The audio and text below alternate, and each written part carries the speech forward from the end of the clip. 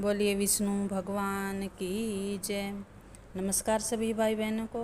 आज हम आपके सामने हचा एकादशी मातम सुनाने जा रही हूँ। कुंती पुत्र युधिष्ठिर बोले कि हे जनार्दन, अब आप मुझे भादों की कृष्ण पक्ष की एकादशी के बारे में बतलाइए। उस एकादशी का नाम तथा विधि क्या है, सो विस्तार पूर्वक कहिए। श्री कृष्ण भगवान बोले, हे राज ऋषि, भादों की कृष्ण पक्ष की एकादशी को अजा एकादशी कहते हैं।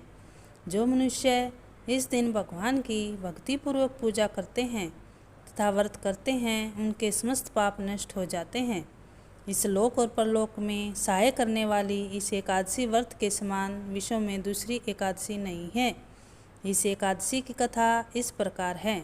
प्राचीन काल में एक चक्रवर्ती राजा हरिश्चंद्र राज्य करता था।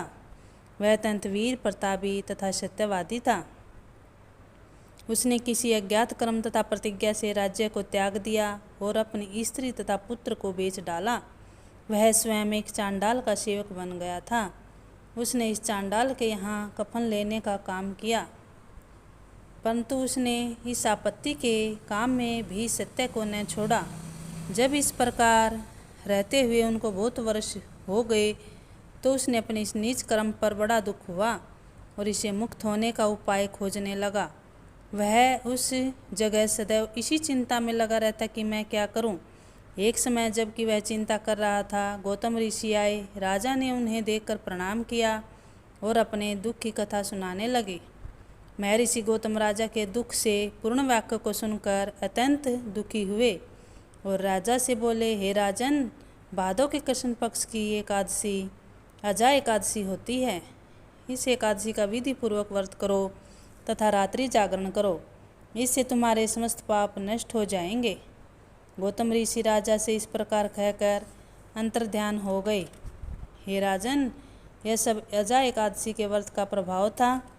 जो मनुष्य इस व्रत को विधि पूर्वक करते हैं तथा रात्रि जागरण करते हैं, उनके समस्त पाप नष्ट हो जाते हैं और अंत समय स्वर्ग को जाते हैं।